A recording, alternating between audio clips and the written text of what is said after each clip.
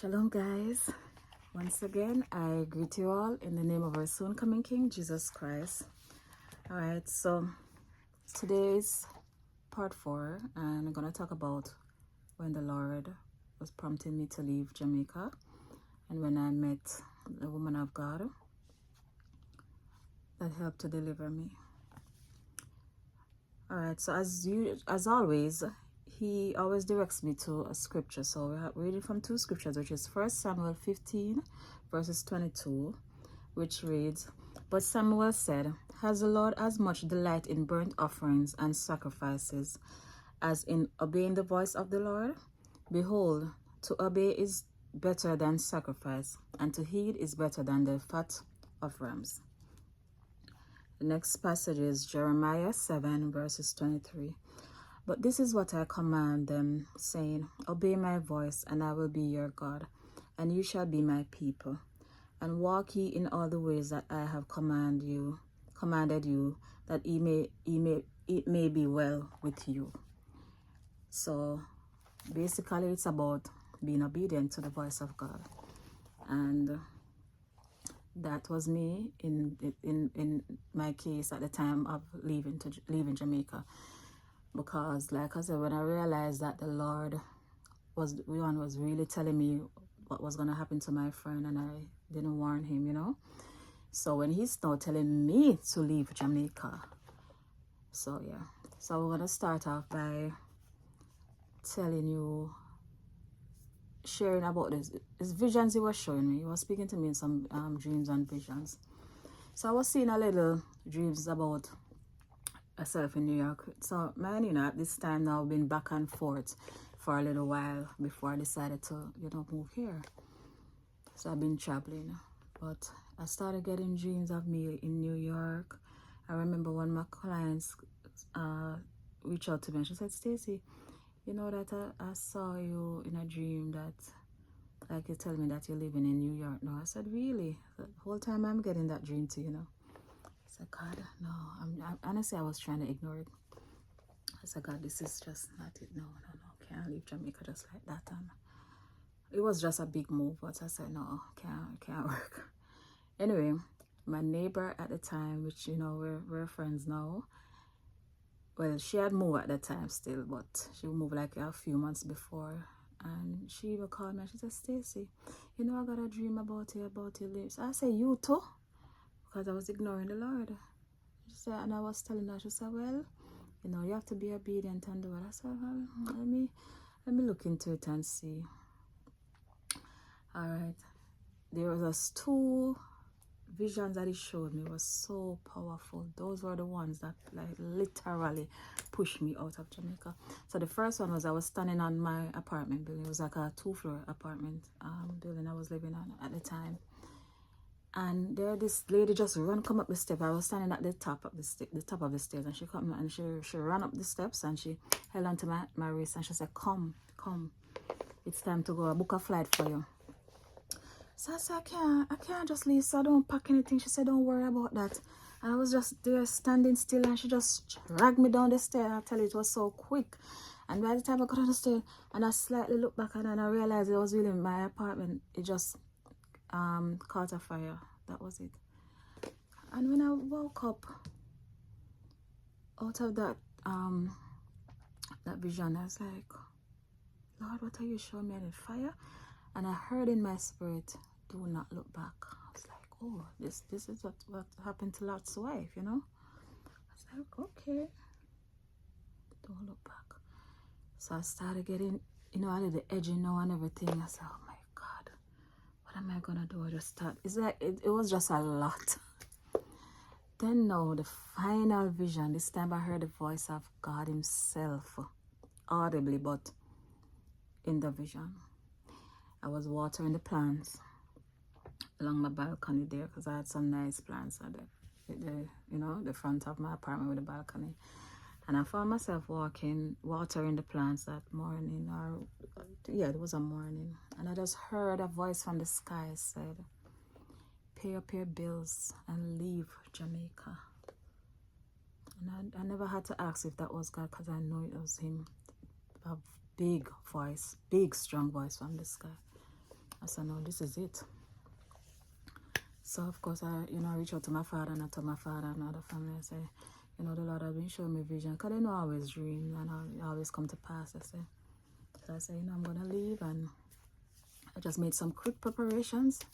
That was it. I left Jamaica. As my best friend would say, one thing, you left Jamaica with your faith, just your faith and suitcase, and that's exactly what I did. And coming here, it like, it's not like I made some, like, concrete plans to say, okay, what, I have a skill, so I let my skill work for me. And back and forth, I was doing my little, my little hustle when I used to come up, here and there, so making myself known. So, I inform everyone that I'm here now for good, this and that, and trying my best with it and everything. Anyway, I remember, because when I came here, I was staying by my father initially with him, and he said to me one night, he said, Stacey, I'm going to introduce you to a lady on a prayer line. That lady is, and he started telling me how the lady can discern things and everything. I said, okay, so that's how you met her. And he said his friend introduced him to her. I said, okay. The Sunday night I went on, and she said, when she picked me up, she said, I want to talk to you, but call me tomorrow, which would have been the Monday. I said, all right, no problem. And I called her. No, she, her name I can mention. She's like a spiritual mom to me. Her name is Sister Jennifer, and I tell you, a real sweet woman of God, I'm telling you, guys. A wonderful lady.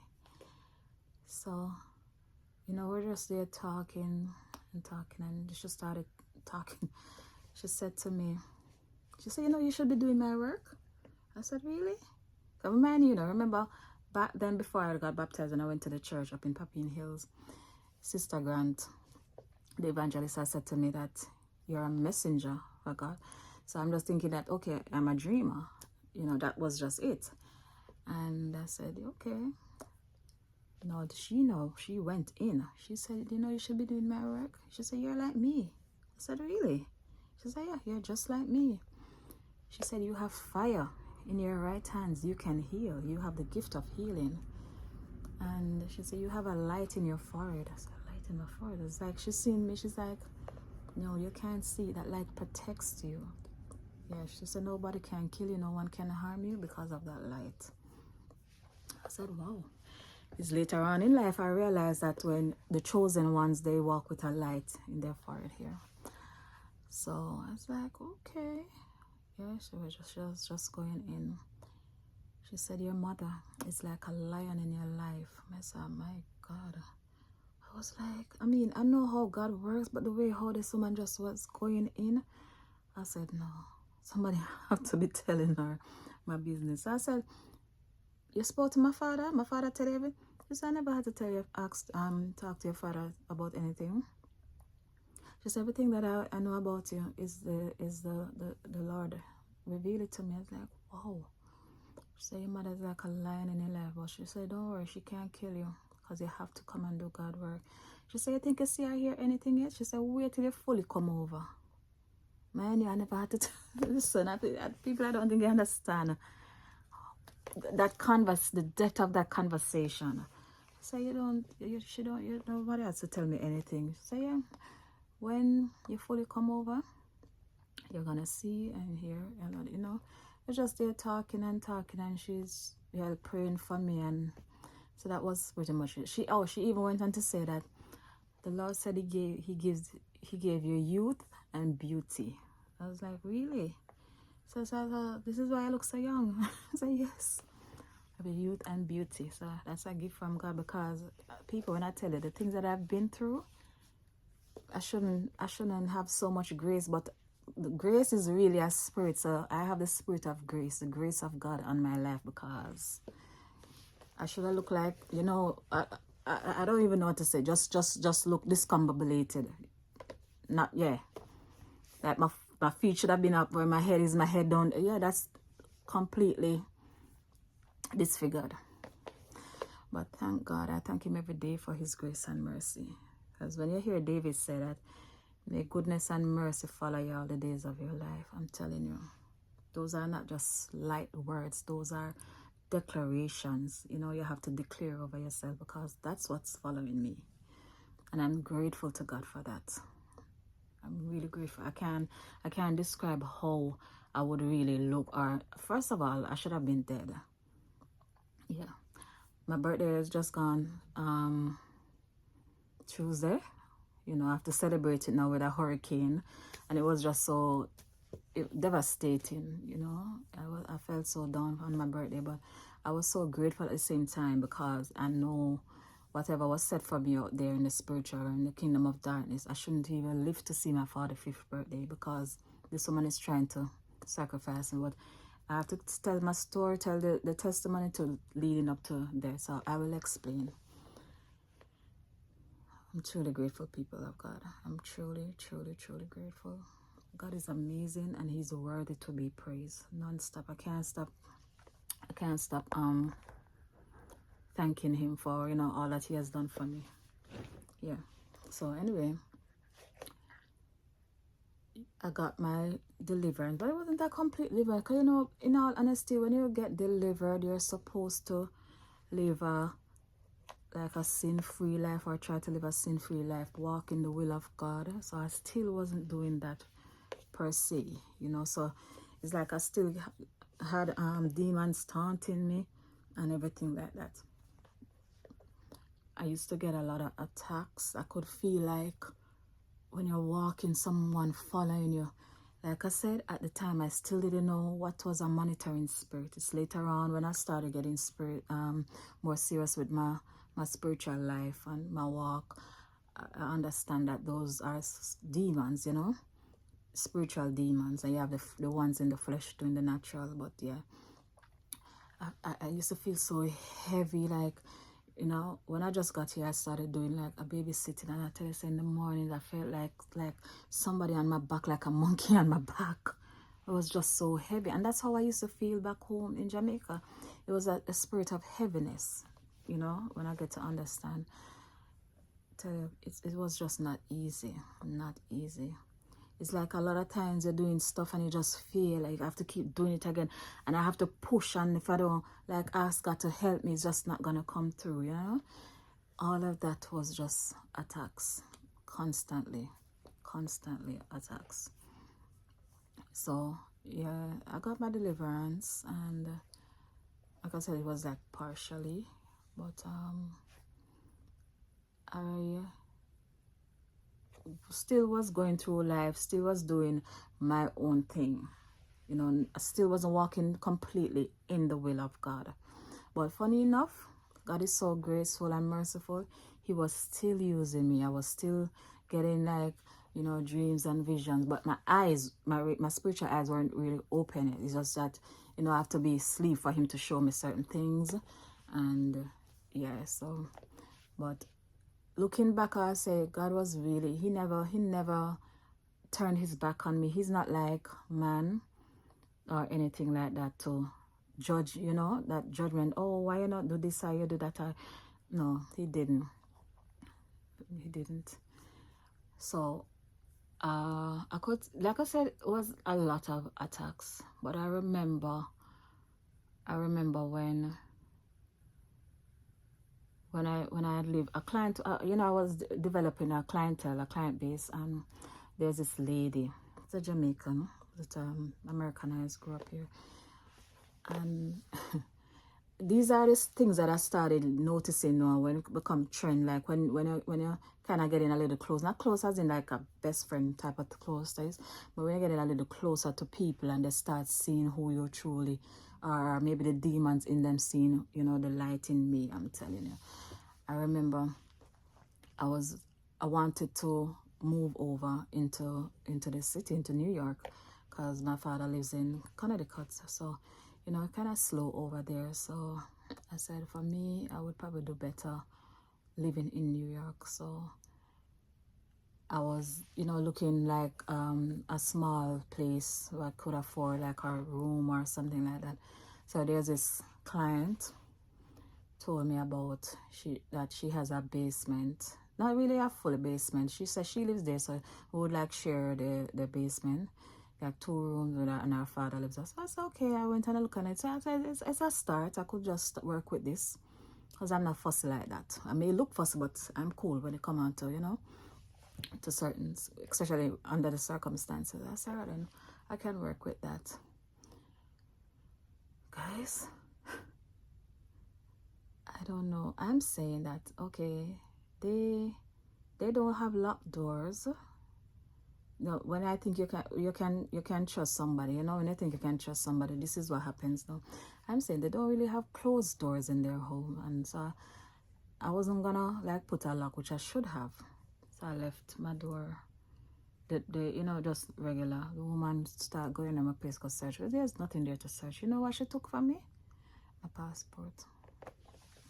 All this work, one thing when I'm around people, I try my best to make sure that I live good with people. That's just, you know, my thing. And it's when the Lord showed me in a vision about her. Like she giving me you know, like in the spirit, she giving me a funny look. I was like, So I think that time it was I think it was lockdown or something. Yeah. I started noticing a little change. So anyway, I was looking for my passport, and then the dream came back to me. I was like, hold on. The Lord showed me, so I reached out to her. I texted her because she wasn't home all the time. So I texted her and I said, I have a question. I can't find my passport. And I tell you, people, when I said passport, I felt my heart shift, like it started beat like triple beats in one. That was her energy. So I felt how she felt because she frightened.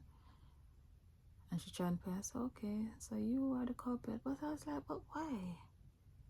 Man, you know, at that time I wasn't aware that, even though I was saying, okay, back in Jamaica, just my mother situation, but not thinking that it was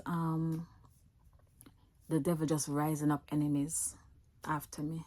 Because I didn't give her any reason to go into my place to search, because I hid that thing so far. And when she said, oh, did you look at the place? I said, okay. And I said, yeah, search it down. So what I did now, the gentleman that had helped me move, I called him all the way from Brooklyn. He lives, right? So he was coming from Brooklyn, and I'm in Queens. And I called him and I tell him what happened, and he came in, and there was a chest jar in the room, and he pulled down everything, searched everything, and he just looked at me and said, my girl, somebody take this. I said, no. So when she come now, she gonna look, and so I don't remember what I said to her, but when she realized that I was 10 steps ahead of her, she was mad. People, she was mad. At one point, she started moving funny. I said, I know she. Trust me, I know. And the woman acting like she wanted to even fight me, because she realized that she can't live with me, because she see that I see right through her, you know. And the father was like, but she have no reason to take it. And so I said, and I told her straight, I said, you took it. Why would I take it? That is and this, and she carry on and she this. And but her brother came along there, and I realized that the way how he was looking at her and thing, this woman is a mischief maker. Yeah, she's a mischief maker. I said, okay. Eventually, I left there. And when I left there, for some reason, I just said, God, I know she has it. And let me tell you, I said, God, give her no peace. Man, you know, even though the woman told me that I'm like her, which is, she's a prophetess, I never know that the words that come out of my mouth, yeah, the Lord is going to honor them. That's how powerful my tongue is, because he put fire on my tongue. I said, God, give her no peace until she puts it back. You know, give her no peace, none whatsoever. She has no right. I said, hey, listen, people, I talk some things. I said, God, torment her in her sleep. Let every sound she hear, she jump. I was just going in, and when I tell you, the Lord showed me exactly my words manifesting. Yeah. I remember when I was leaving there, the night I got this dream, she was talking to this guy, and the guy said to her, so why do you have her picture? She said, because I want to have her picture. And I said, okay, my picture is in my passport, so I know that that's what she has. He said, but it makes no sense. Why would you want to trouble her stuff? And I said, because I want to. So this woman is just a grown woman, so torment, you know. And then another time I got a dream, like it's slightly to sound she hear, she just jump, just keep jump. I said, yeah, that's what I asked the Lord for. And it's 1 year after, people. 1 year. I keep seeing the Father in the spirit reach out to me and calling me for it. Because the Lord showed me, said the Father is gonna call you for it. And I so said so done. The Father did call. I will never forget. Following it was in April, and he called me. And he said, how are you? And I said, find this. And he said, I found the password. I laughed. I said, I know you're going to call me. He said, really? I said, yeah. Because the brother, he's telling me now that the brother moved in.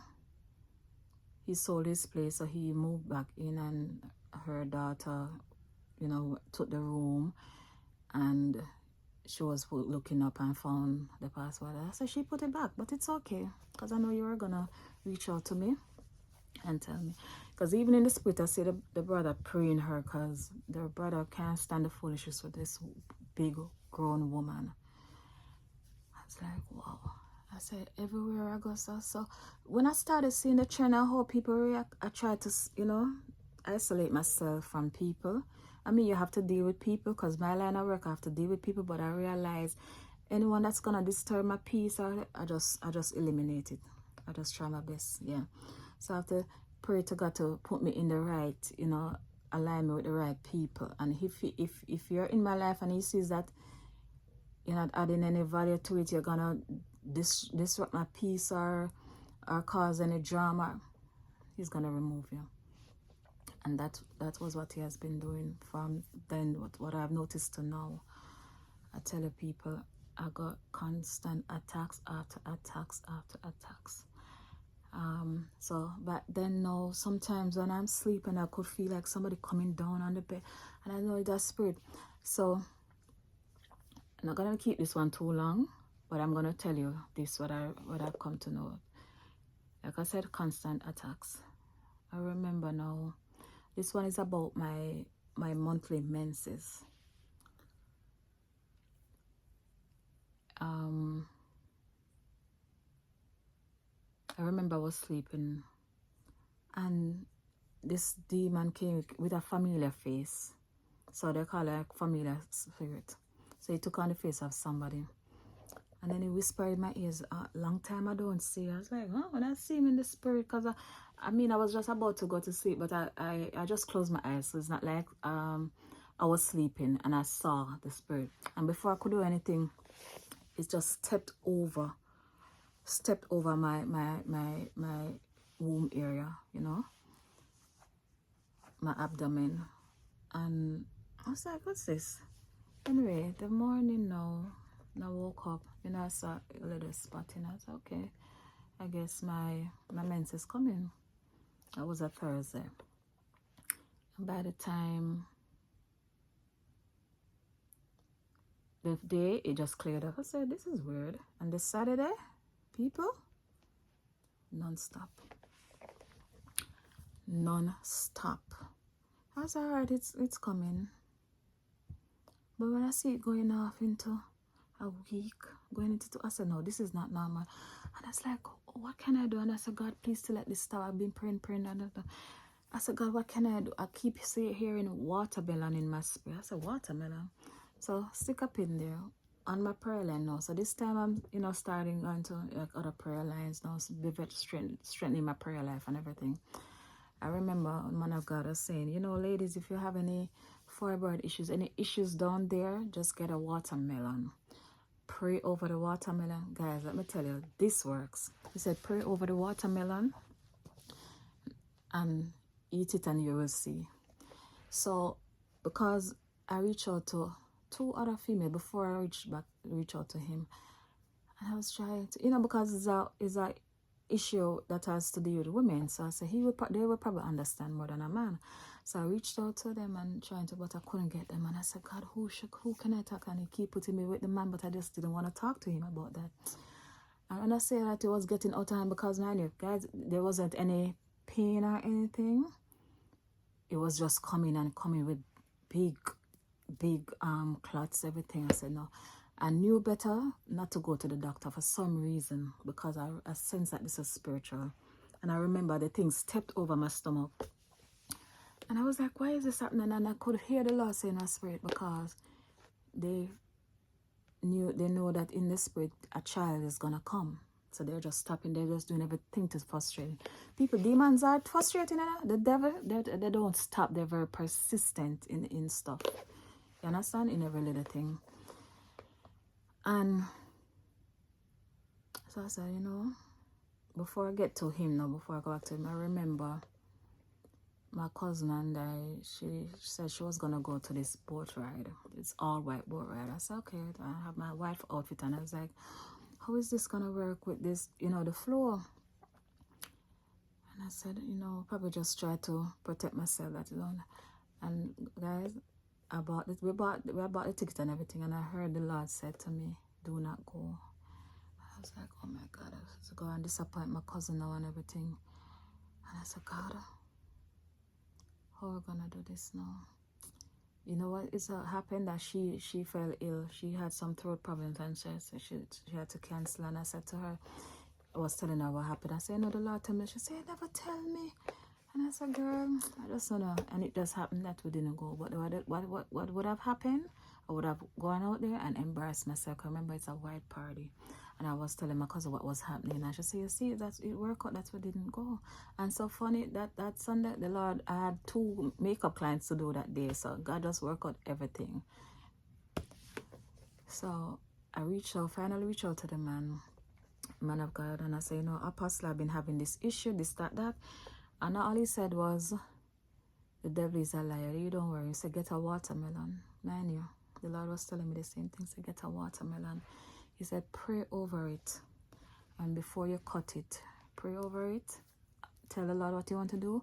When you cut it, pray again and just eat it. And when you're done eating it, it will stop. And guys, when I went to Target and I got a little watermelon and I did what he told me to do. And I started eating it the night. The Lord showed me that it's gonna get lighter, and when I finished eating it, just as he said, it just regulated into my regular monthly menses, and that was it. So when I tell you guys, when I tell people all the time, say me, I choose peace over everything. Peace, my sanity, because there's demons. That woman set these things on me to just taunt me non-stop. And know that, you know, I gave my life totally to the Lord. I say, God, I don't know, but there's nothing that can make me turn my back on God right now. Because I've had hell on earth. You okay? I've had hell on earth, people. So I've been getting a lot of we call it now, visions and revelations and even prophecies about a daughter. And I was like, a daughter and this and that. Yeah.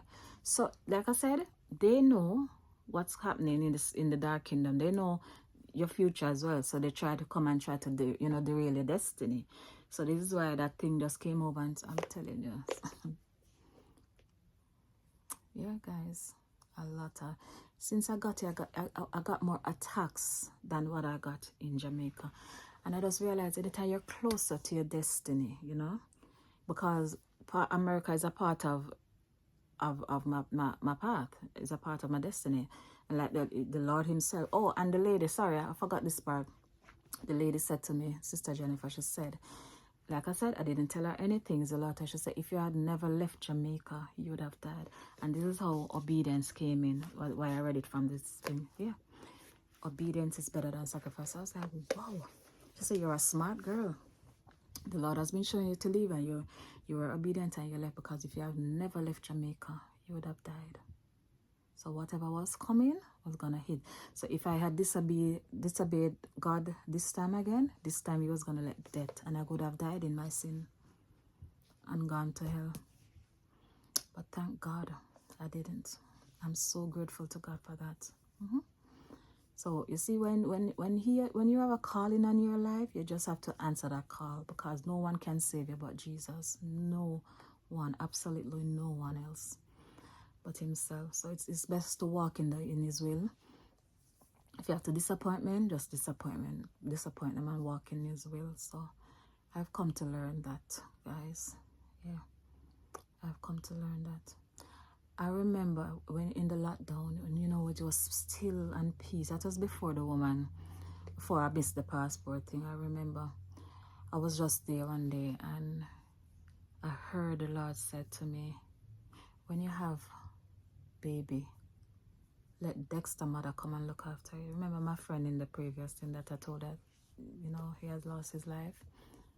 So Dexter mother. I said, God, wow. I said, really? So he's even handpicking who's to help me with the child. Yeah. I even told her that, and she's like, really? Well, let's see. I mean, for someone that they're not seeing in the spirit or hearing in the spirit like us. So if she has that though, because with my age, you're not gonna think that at your age you're gonna have a child now, or it's not gonna happen, So, but they don't understand what the Lord is doing. So eventually, and this is why your testimony is important. And testimony is not about to brag, to say, okay, God did this for me and he didn't do it for you, because each one of our stories is different. But you have to share our testimony to help build someone else's faith, and as well to shame the devil. You understand what I'm saying? So yeah, because remember he said, by the word of our testimony we overcome him, and by the blood of the Lamb as well. So yeah, guys. So I will leave it here, and then I'm trying to speed this up to, to present now. So I'm gonna try to see if I can film another one for tomorrow, and then we'll get it up together. So yeah, guys, that's it for now, until we meet again. So guys, please to like, subscribe, leave your comments, let me know your thoughts, and share it with your friends or family members or whoever. And also I want to say that, guys, with this hurricane in Jamaica, if you're watching it from Jamaica, my heart goes out to you. I've had family members that have lost, well, no lives lost on my side there, but the family members has lost their homes, roofs. And I just sympathize with the entire Jamaica, especially those who were affected, So I just hope that everyone could come together, repent, because the kingdom of God is at hand. The kingdom of God, I should say, is at hand. Yeah. So time is very short, guys. Time is very short. And the coming of Lord is very near, very, very near. And for us to heal Jamaica, we have to come together. Here, abroad here, and back home. Distance is not a barrier. We have to come together and pray for our country, pray for Jamaica, even pray for the world, yes. But we really have to come, because Jamaica is a blessed country, and to the direction of where it was going, the Lord didn't like that. But we have to come together, help each other, and help to heal the nation on a spiritual aspect. We have to put the Lord first, first, and let him heal the land, because he said it is word that if his people are called by my name, humble self and pray, and he will hear from heaven and heal the land. So it's possible, Lord. It's possible, guys, because the Lord, his words are true. They are true. He said his words are yes and amen. So we have to come together as a nation and do what we're supposed to do. Okay, guys? So until then, shalom, shalom.